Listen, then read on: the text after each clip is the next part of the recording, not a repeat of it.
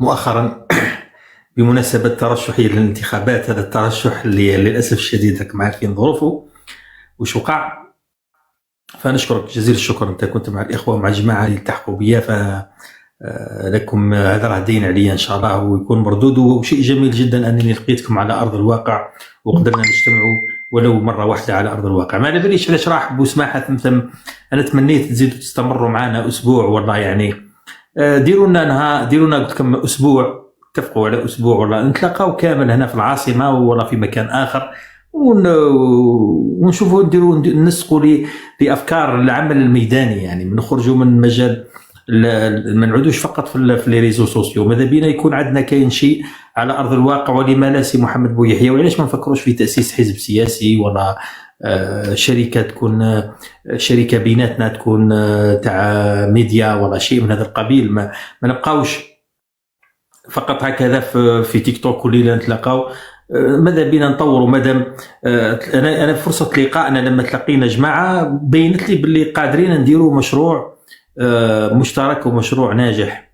سواء تحبوا نديروا حزب سياسي، اذا كان حابين ندخلوا البوليتيك، تحبوا نديروا جمعيه ولا منظمه وطنيه، ولا نديروا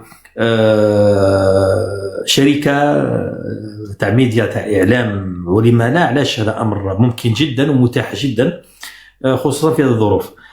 تعليقا على كلام خويا محمد بويحيى،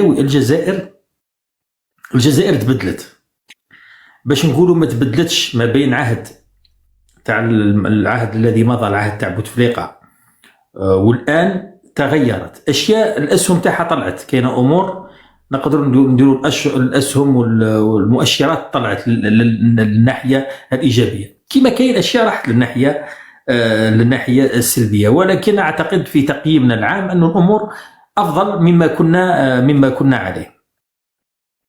مثلا غير شوف في السياسه برك، من بعد نشوفوا الاقتصاد. في السياسه انت تشوف لا فلان تسقط القائمه تاع لا فلان وتسقط القائمه تاع لاندي في منطقه، وتبقى القائمه تاع فاس والقائمه تاع حزب العمال ولا حمص. يعني باش تشوف المفارقه. واحد الوقت من الاوقات كانت الاحزاب هذه التي توصف باحزاب السلطه احزاب مقدسه، يعني مجرد انك تقترب منها فهذا يعني من المحرمات. الان ولينا نسمعوا يقول لك القائمه تاع لا فلان طاحت في الولايه الفلانيه، القائمه تاع لاندي طاحت في الولايه الفلانيه، وفي نفس الولايه تلقى حزب معارض القائمه تاعو بقات ثابته ودخل المنافسه، كما وقع هنا عندنا في العاصمه حركه البناء الوطني. في غليزان لا فلان وقل في غليزان سقطت ثاني. نعم سقطت ولا لاندي سقطت. الاحزاب تاع الدوله يعني التي توصف يعني انا ما نوصفهاش هذا الوصف، ولكن هي توصف عند الناس عامه الناس بهذه احزاب تاع السلطه. اي سقطت منها الحزب اللي انا ترشحت معه، اللي هو حركه البناء، يعني اللي هو حزب محسوب بشكل او باخر محسوب على السلطه، سقط. بينما لفافاس في العاصمه هنايا وحزب العمال بقاو حمص، ومش اكثر من ذلك. حزب العداله وحزب الاصلاح ولا العداله والاصلاح تاع جبر عبد الله حزب معارض، ها هو داخل المنافسه.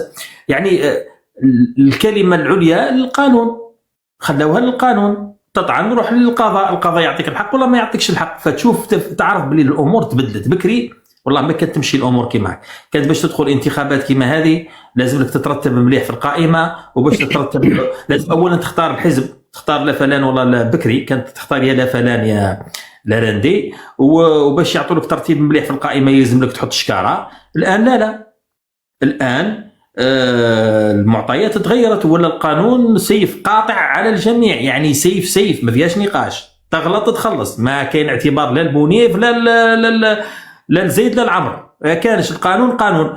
انا امر كيما هذا يعتبر مؤشر ايجابي في تقديري. يعني انا ما خدمش الحزب اللي ترشحت معه، ولكن في تقديري انا هذا مؤشر ايجابي، مؤشر مليح.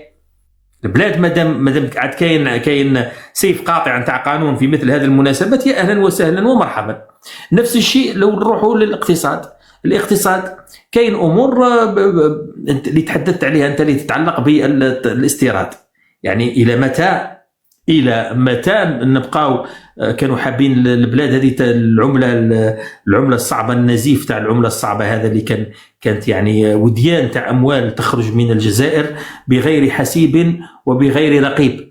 يعني وصلوا ناس يجيبونا لي كونتينر كما كنت تقول انت نتاع الحجر، لي كونتينر نتاع النفايات، ويخرجوا الاورو والدولار يخرجوا من البلاد هكذا. يعني ولا الان يعني باش تخرج باش يعني تستورد تجيب شيء لازم لك التراخيص، والتراخيص هذيك تخضع لرقابه. وشفنا حتى راه كاينين اطارات كبيره في وزاره التجاره الخارجيه يعني راهم في السجون لانهم اعطاوا رخص. يعني انا هذا مؤشر بالنسبه لي، مؤشر ايجابي. الدوله لما تلجا تقول لك انا قادر ننتج هذا الامر في البلاد هنا في الجزائر، علاش نستوردوا؟ علاش في ظل هذه الازمه الاقتصاديه العالميه انا نروح نمد الدولار هكذا، يعني نمدوا مقابل العلب نتاع المكياج ولا فكاين. يعني هذا انا اعتقد انها مقاربه مليحه. في نفس الوقت كاين مؤاخذات وكاين سلبيات.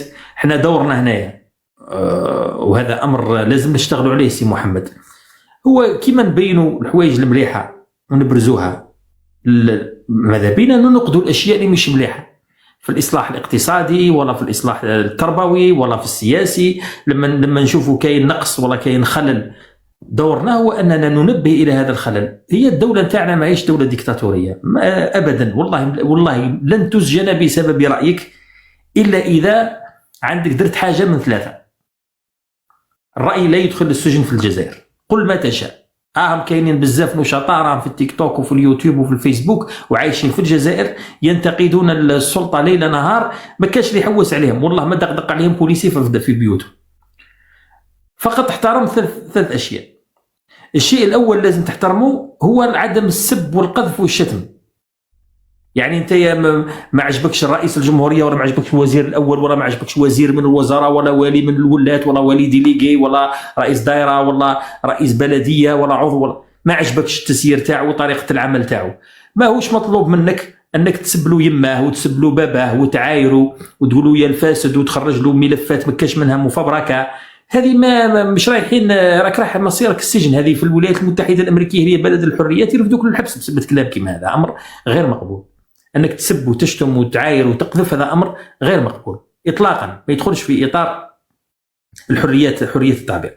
المطلب او الشرط الثاني هو انك ما تكذبش، ما تجيبش معلومات كاذبه وتستند الى معلومات كاذبه. انا نتذكر في ازمه كورونا، وراكم تتذكروا معايا، راحوا ناس دخلوا لوبيتال، مستشفى من المستشفيات، رفدوا 100 جثه تاع انسان مات الله يرحمه، حطوها في الارض وبداو السيد بدا يصور يقول شوف كيف. يعني بعد لما فتحوا التحقيق لقوا باللي هذه يعني تمثيليه، يعني داروها باش يهيجوا الناس ويقلقوا الناس ويزعجوا الناس. يعني هل هذا سلوك كما هذا يعني يدخل في اطار الحريات؟ ما يدخلش في اطار الحريات. هذا عمل غير اخلاقي وغير قانوني وجريمه تستوجب العقاب. تسويد الواقع في وجوه الناس. ترى شفنا ناس هنا مثلا سمحوا لي على ذكر هذا الاسم في هذا المقام، انا واحد كيما زيطوط، انا الواحد كي يقول زيطوط نقول له حاشاكم. شفت له فيديو داروا البارح ولا البارح وراوني شفتوا هكذاك. وش يقول لهم؟ يقول لهم ابناء الجزائر كلهم مدمنين تاع مخدرات، الشوارع الجزائريه كلهم مدمنين تاع مخدرات. واش هذا التعميم سي محمد؟ التعميم هذا والتسويد والتهويل هذا ايضا ماهوش داخل في اطار حريه التعبير. يا خويا انايا في الحومه تاعي وين نسكن انايا كاينين شباب ربي يهديهم ولادنا يعني يتعاطوا المخدرات ولا مجرمين ولا الله يسهل. يعني المساله يعني موجود، بصح في نفس الحي اللي انا نسكن فيه والله المسجد في كل وقت من اوقات الصلاة